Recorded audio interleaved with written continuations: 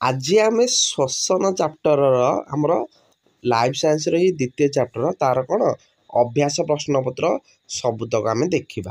ताले प्रथम प्रश्न आमको कौन देइछि मनुष्यर श्वासतंत्र नामांकित चित्र अंकन कर। पिला माने एटा हमर श्वासक्रिया परीक्षण चित्र हैला।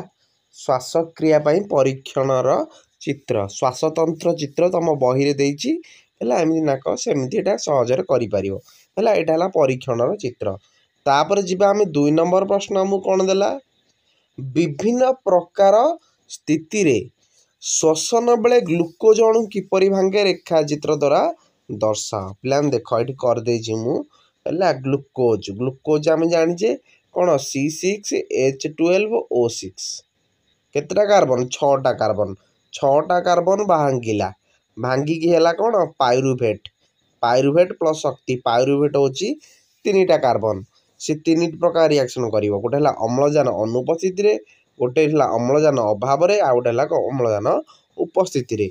ताले अम्लजान अनुपस्थिति रे कोन तीर हला इथानल अंगारक अम्ल शक्ति आ अम्लजान अभाव रे लैक्टिक अम्ल शक्ति आ अम्लजान उपस्थिति रे कोन हला अंगारकाम्ल जल और शक्ति। बुझीला तो 3 नंबर प्रश्न आमको पिला माने देइछि संवातन और गैस परिवहन किपरि हुए लेख। ताले प्रथमे संवातन देखिबा पिला माने संवातन होची दुई विशिष्ट आम जानिचे गोटे ला प्रश्वास गोटे ला निश्वास। आमे जहाँ प्रवेश करू फुसफुस मध्य को ताकू आमे प्रश्वास कहबा एवं जहाँ त्याग करू माने प्रस्थान करू ताकू आमे कौन कहिबा निश्वास बोली कहिबा। तापर कौन कौन पॉइंट जड़े सुस्थ व्यक्ति पिला माने प्रश्वास और निश्वास मिनिट को प्राय 15 रु 20 थर फुसफुस बक्ष गहर मध्य रही थाए और बक्ष गहर एक फंपा पवन निरोधी कोठरी अटे। मन रखी था फुसफुस कौटी अवस्थित बक्ष गहर मध्य है। नेक्स्ट पॉइंट आमर यार आगपटे पिला माने स्टर्नम पछपटे मेरुदंड दुई पटे पंजरा हाड़ और अंत पंजरा मांसपेशी द्वारा एवं तलपट मध्य छंद द्वारा आबद्ध होई रही।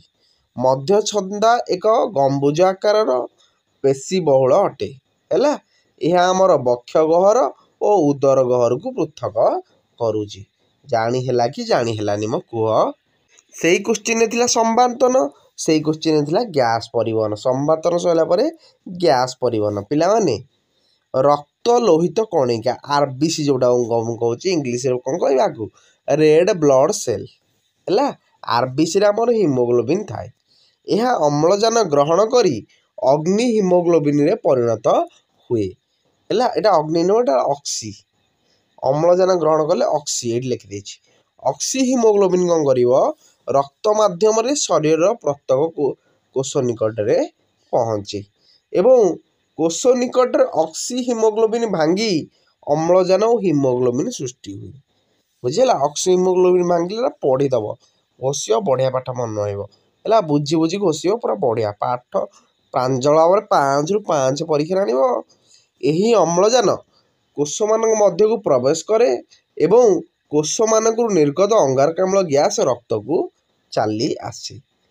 कोष स्तर रे घटुथिबा ए गैसीय विनिमय मध्य विसरण प्रक्रिया द्वारा होता है।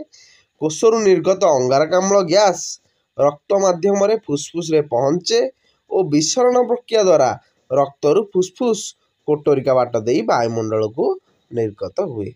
बुझीला तो 4 नंबर प्लान देखिया वायु अपजीवी शोषण और वायु उपजीवी शोषण मध्य आम पार्थक्य लिखा। पिला माने वायु उपजीवी कौन अम्लजान आवश्यक एवं करी जो प्रथम क्वेश्चन रे ये वायु द्वितीय क्वेश्चन यही शोषण में अम्लजान अनावश्यक अपजीवी ना उपजीवी अच्छी मन रखिल है। एथे 38 एटीपी अणु एथे 2टी एटीपी अणु गठन करे। एठी अंगारकाम्ल और जल मुक्त होता है। एथे इथानल सुरासर और लैक्टिक अम्ल सृष्टि हुए। एथिरे ग्लूकोज संपूर्ण जारण हुए एथिरे ग्लूकोज असंपूर्ण जारण हुए। बुझेला मन रखियो अम्लजान जदि अच्छी ग्लूकोजटा संपूर्ण जारण हम अम्लजान नथिले जारण केमती हम असंपूर्ण जारण है। तापर जी आम 5 नंबर प्रश्न पिला माने ପାଞ୍ଚ ନମ୍ବର ଆମକୁ ଦେଲା କୋଷୀୟ ଶୋଷଣ କ'ଣ ଆଉ ଗ୍ଲାଇକୋଲିସିସ୍ ସାଇଟ୍ରିକ୍ ଅମ୍ଳଚକ୍ର ବିଷୟରେ ଲେଖ। ପିଲାମାନେ ଏ ଗ୍ଲାଇକୋଲିସିସ୍ କିମ୍ବା ସାଇଟ୍ରିକ୍ ଅମ୍ଳଚକ୍ର ହେଲା। ଆଉ ଗୋଟେ ଅଛି ଇଲେକ୍ଟ୍ରନ୍ ପରିବହନ ସଂସ୍ଥା। ଏଇଟା ବେଶୀ ପଡ଼େନି, ଏଇଟା ରିପିଟ୍ ହୁଏ। ଗ୍ଲାଇକୋଲିସିସ୍ ପଡ଼ିବ ନହେଲେ ସାଇଟ୍ରିକ୍ ଅମ୍ଳଚକ୍ର ପଡ଼ିବ। ଦୁଇଟା ଭିତରୁ ପରୀକ୍ଷାରେ ଗୋଟେ ଆସିବ ହେଲା। ଅମ୍ଳଜାନ ଉପସ୍ଥିତିରେ ଗ୍ଲୁକୋଜ୍ ଜାରଣ ସହ ଶକ୍ତିମୋଚନ ପ୍ରକ୍ରିୟାକୁ କୋଷୀୟ ଶୋଷଣ କହନ୍ତି। ପିଲାମାନେ ଏଇଟା ତିନିଟା ପର୍ଯ୍ୟାୟରେ ଆମେ ଜାଣିଛେ ନା କହିଲି କ'ଣ ଗ୍ଲାଇକୋଲିସିସ୍ ସାଇଟ୍ରିକ୍ ଅମ୍ଳଚକ୍ର ଆଉ ଗୋଟେ ହେଲା ଇଲେକ୍ଟ୍ରନ୍ ପରିବହନ ସଂସ୍ଥା। ଆମକୁ ଏଇଠି ପଚାରିଛି ଗ୍ଲାଇକୋଲିସିସ୍ ଆଉ ସାଇଟ୍ରିକ୍ ଅମ୍ଳଚକ୍ର। ଦେଖିବା ପିଲାମାନେ ଗ୍ଲାଇକୋଲିସିସ୍ କ'ଣ କୋଷ ଝିଲ୍ଲି ଦ୍ୱାରା ଆବୃତ। ଏଠାରେ ଗ୍ଲାଇକୋଲିସିସ୍ ପ୍ରକ୍ରିୟା ସମ୍ପାଦିତ ହୁଏ। ପ୍ରଥମ ସୋପାନରେ 6 କାର୍ବନ ଯୁକ୍ତ ଗ୍ଲୁକୋଜ୍ ଅଣୁ ଏଟିପି ଗ୍ରହଣ କରି ଉଦ୍ଦୀପିତ ହେବା ଦ୍ୱାରା 3 କାର୍ବନ ଯୁକ୍ତ ଶର୍କରାରେ ବିଭକ୍ତ ହେବ ହେଲା। ଦ୍ୱିତୀୟ ସୋପାନରେ କ'ଣ ହେବ? 3 କାର୍ବନ ଯୁକ୍ତ ଶର୍କରା ଜୈବ ରାସାୟନିକ କ୍ରିୟା ଦ୍ୱାରା ପାଇରୁଭିକ ଅମ୍ଳରେ ପରିଣତ ହେବ। ଶକ୍ତି ମୁଦ୍ରା ଏଟିପି ଓ ସହକାରକ Na2H2ରେ ଉତ୍ପନ୍ନ ହେବ। ଟିକେ ଟିକେ ଦେଇଛି ପଢ଼ିଦେବାକୁ ହେଲା। ବହିରୁ ପଢ଼ିବ ଆହୁରି ଭଲ ଭାବରେ ବୁଝିପାରିବ। ସାଇଟ୍ରିକ୍ ଅମ୍ଳଚକ୍ରରେ ପ୍ରଥମେ କ'ଣ ହେବ? ମ୍ୟାଟ୍ରିକ୍ସ ସାଇଟ୍ରିକ୍ ଅମ୍ଳଚକ୍ର ପ୍ରକ୍ରିୟା ସଂଗଠିତ ହୋଇଥାଏ। ଅମ୍ଳଜାନ ଉପସ୍ଥିତିରେ ପାଇରୁଭିକ ଅମ୍ଳ ମାଇଟୋକଣ୍ଡ୍ରିଆରେ ପଶି ପାଇରୁଭିକ ଅମ୍ଳର 3 କାର୍ବନ ବିଶିଷ୍ଟ ମନେ ରଖିଥିବ ହେଲା। ପଶି ପ୍ରଥମ ପର୍ଯ୍ୟାୟରେ ଏନ୍ଜାଇମ୍ ଦ୍ୱାରା 2 କାର୍ବନ ଯୁକ୍ତ ସକ୍ରିୟ ଅଣୁରେ ପରିଣତ ହୁଏ ଓ ଅଙ୍ଗାରକାମ୍ଳ ନିର୍ଗତ ହୁଏ। NADH2 ମଧ୍ୟ ସଂଶ୍ଳେଷିତ କ'ଣ ହୋଇଥାଏ। ଦ୍ୱିତୀୟ ପର୍ଯ୍ୟାୟରେ କ'ଣ ହେବ ପିଲାମାନେ?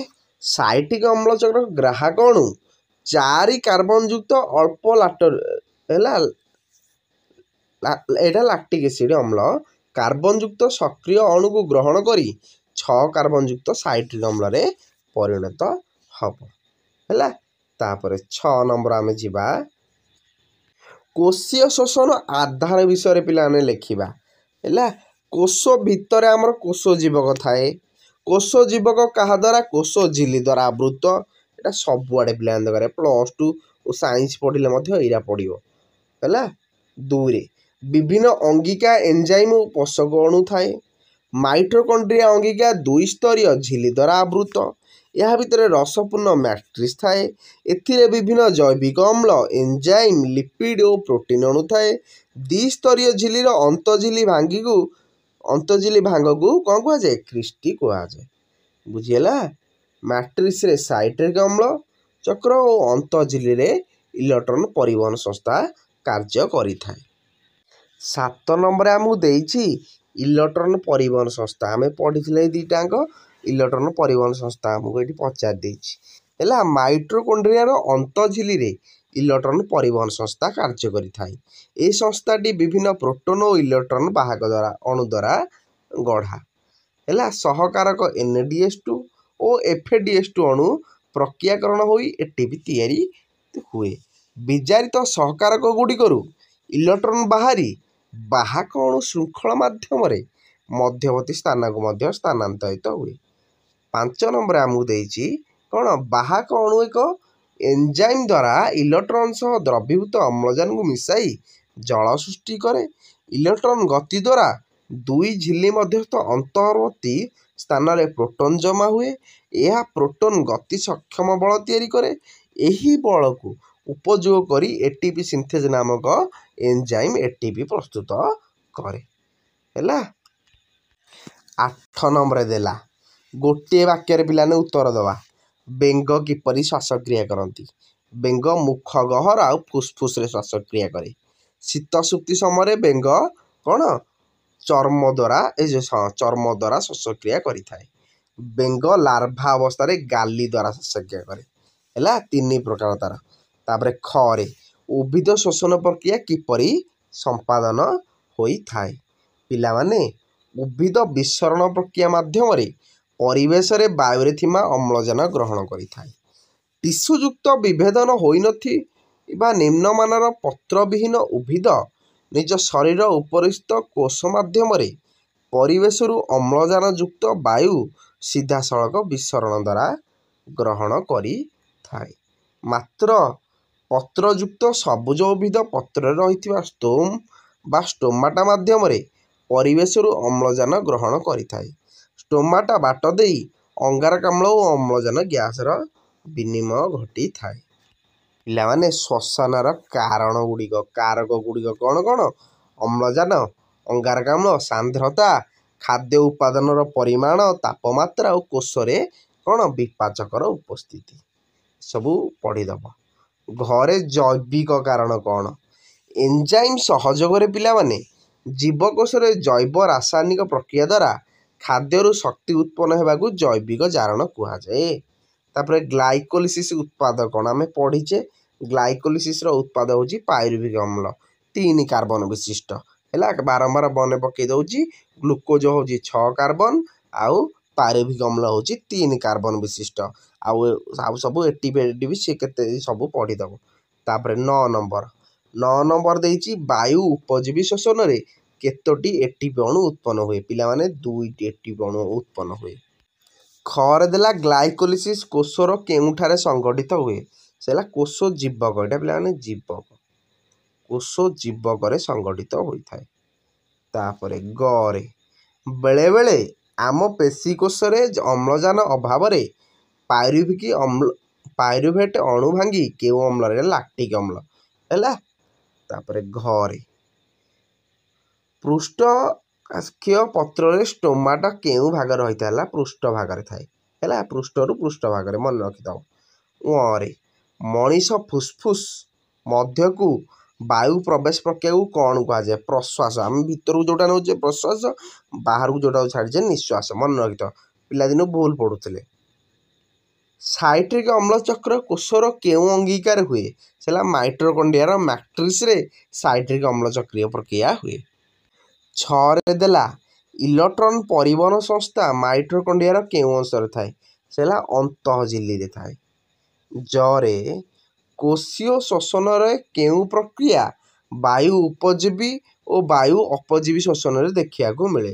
ସେ ହେଲା ଗ୍ଲାଇକୋଲିସିସ୍ରେ। 10 ନମ୍ବର ପ୍ରଶ୍ନ ଆମକୁ ଦେଇଛି, ଶୂନ୍ୟ ସ୍ଥାନ ପୂରଣ କରିବା ପିଲାମାନେ। ଶର୍କରାର ରାସାୟନିକ ସଂକେତ କ'ଣ ପିଲାମାନେ? ପିଲାମାନେ ଏଠି ତଳେ ମୁଁ ଲେଖିଦେଇଛି ହେଲା। ଶର୍କରା କ'ଣ? C6H12O6। ଖରେ ଆମକୁ କ'ଣ ଦେଲା? ଗ୍ଲୁକୋଜ ଭାଙ୍ଗି ଡ୍ୟାସ୍ ଅଙ୍ଗାରକ ବିଶିଷ୍ଟ ପାଇରୁଭିକ କେତେବେଳୁ ମନେ ପକାଉଛି? 3 ଅଙ୍ଗାରକ ବିଶିଷ୍ଟ ପାଇରୁଭିକ ଅମ୍ଳ ପରିଣତ ହୁଏ, 3 କାର୍ବନ ବିଶିଷ୍ଟ। ଗରେ ଦେଲା ଜୀବକୋଷର ଶକ୍ତି କେନ୍ଦ୍ର କାହାକୁ କୁହାଯାଏ? ମାଇଟୋକଣ୍ଡ୍ରିଆ। ବୁଝିଲା? ଏ ତଳେ ମୁଁ ଲେଖିଦେଇଛି, ଦେଖ ତଳେ ଏଇଠି ଗ ହେଲା ମାଇଟୋକଣ୍ଡ୍ରିଆ। ଘରେ କ'ଣ ଦେଲା? ପତ୍ରର ଡ୍ୟାସ୍ ଦେଇ ଉଦ୍ଭିଦରେ ଗ୍ୟାସ ଷ୍ଟୋମାଟା ହେଲା। ଶୀତ ସୂତି ବେଳେ ବେଙ୍ଗ ଡ୍ୟାସ୍ ଦ୍ୱାରା ଶ୍ୱାସକ୍ରିୟା କରେ? ଏଇନା କହିଥିଲି ଚର୍ମ ଦ୍ୱାରା। ବୁଝିଲା? ଏଇଠି ଓରେ ଲେଖିଦେଇଛି ଚର୍ମ ଦ୍ୱାରା। ତାପରେ 6ରେ ଦେଲା ଇଷ୍ଟରେ ଡ୍ୟାସ୍ କିଣନ ହୁଏ? ସେ ସୁରାସାର କିଣନ ହୁଏ ହେଲା। ଏଇଠି ତମକୁ ଆନ୍ସର ଦେଖିଦେଉଛି। କେଉଁ କିଣନ ହୁଏ? ସୁରାସାର କିଣନ ହୁଏ। 11 ନମ୍ବର ଆମକୁ କ'ଣ ଦେଇଛି? ରେଖାଙ୍କିତ ଶବ୍ଦପୁଞ୍ଜକୁ ବଦଳାଇ ଠିକ୍ ବାକ୍ୟ ଲେଖ। ପିଲାମାନେ ଏଠି କରେ ଦେଲା କ'ଣ? ମଣିଷ ଫୁସଫୁସରୁ ବାୟୁ ପ୍ରସ୍ଥାନକୁ ଲସିକାଭ କୁହାଯାଏ। କୁହାଯାଏ କି? ମୋତେ କହିଲ। ବାୟୁ ପ୍ରବେଶକୁ କହିଲେ ପ୍ରଶ୍ୱାସ, ତାହେଲେ ପ୍ରସ୍ଥାନକୁ କ'ଣ? ନିଶ୍ୱାସ ବୋଲି କହିବା। ଏଇଠି ଦେଖ ଏଇଠି ଲେଖିଦେଇଛି। କରେ ମଣିଷ ଫୁସଫୁସରୁ ବାୟୁ ପ୍ରସ୍ଥାନକୁ ନିଶ୍ୱାସ ବୋଲି କୁହାଯାଏ ହେଲା। ଖରେ କ'ଣ ଦେଲା? ମଣିଷର ବକ୍ଷଗହ୍ୱର, ଉଦର ଗହ୍ୱର ଏବଂ ଉଦର ଗହ୍ୱର ମୁଖ ଗ୍ରସନୀ ଦ୍ୱାରା ପୃଥକ ହେଉଛି। ନାଇଁ ଏଇଟା ହେଲା କ'ଣ? ମଧ୍ୟଛନ୍ଦା ହେଲା। ମଣିଷର ବକ୍ଷଗହ୍ୱର, ଉଦର ଗହ୍ୱର ମଧ୍ୟଛନ୍ଦା ଦ୍ୱାରା କ'ଣ ପୃଥକ ହେଇଛି? ଏଠି ଲେଖା ହେଇଛି ମଧ୍ୟଛନ୍ଦା। ତାପରେ ଗରେ ଦେଖ ପାଇରୁଭିକ ଅମ୍ଳ କେତେବେଳୁ ମନେ ପକାଉଛି? କେତେ କାର୍ବନ ବିଶିଷ୍ଟ? 3 କାର୍ବନ ବିଶିଷ୍ଟ ହେଲା। ଘରେ ଦେଖିବା ହିମୋଗ୍ଲୋବିନ୍ ରକ୍ତର ଅଣୁଚକ୍ରିକାରେ ଥାଏ। ସେଟା RBCରେ ଥାଏ। ହିମୋଗ୍ଲୋବିନ୍ ରକ୍ତର କେଉଁଠି ଥାଏ? RBCରେ ଥାଏ। ବୁଝିହେଲା? ଏଠି ଘରେ ଦେଖ ହିମୋଗ୍ଲୋବିନ୍ ରକ୍ତର ଲୋହିତ କଣିକା ବା ଓଡ଼ିଆରେ ତାକୁ RBC ବୋଲି କୁହାଯାଏ, ଇଂଲିଶରେ। ତାପରେ ଘରେ